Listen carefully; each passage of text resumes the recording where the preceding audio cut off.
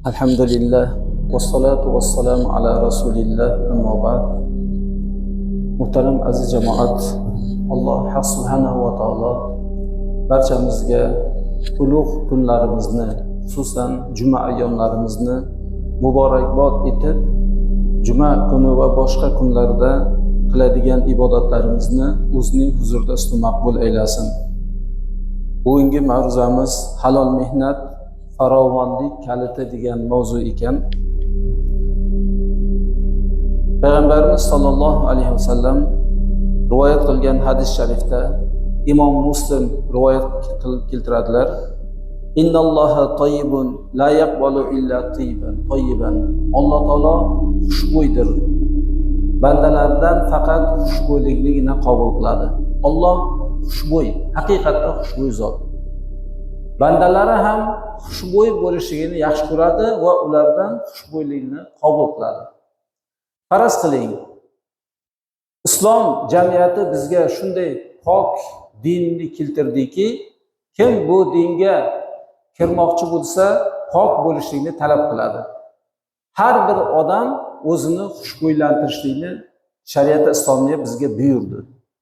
Bizga pok, xushbo'y bo'lib kelishlikka, masjidlarimizga, ma'rakalarimizga poklik bilan kelishlikka buyurdi shariat. Bu shariat bizga shunchalik kenglik va yaxshilikni keltirdiki, boshqa jamiyatlar bunday narsalarni keltira olmadi. Innalloha tayyibun la yaqbalu illa tayyiban. Alloh taolo xushbo'y zotdir, faqatgina xushbo'yliknigina qabul qiladi. Va innalloha amral mu'minina bima amara bihil mursalin. Alloh mu'minlarga buyurdi, payg'ambarlarga buyurgan narsalarni, ya'ni xushbo'y yeyishlik, xushbo'y ichimliklar ichishlikni payg'ambarlarga qanday buyurgan bo'lsa, Alloh mu'minlarga ham xuddi shunday buyurdi.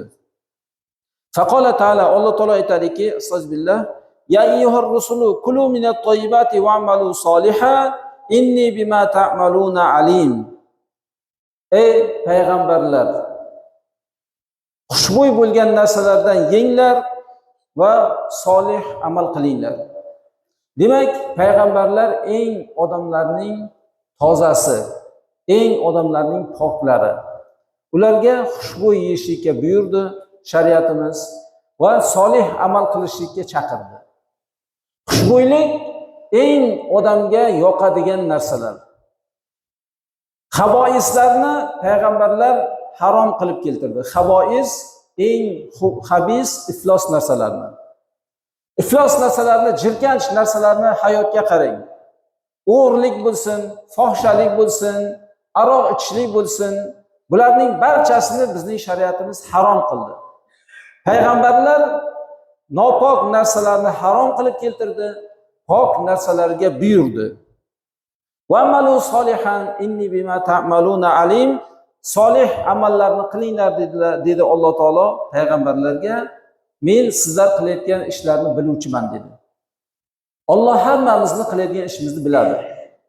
Hattoki chumoli qorong'i kechada, qorong'i chumoli qora toshni ustida qadam bosib ketayotganligini Alloh sanaydi dedilar payg'ambarimiz sollallohu alayhi vasallam. Shunchalik Alloh taolo nozik narsalarni ham biladi. Men qiladigan amallaringni biluvchiman deyapti.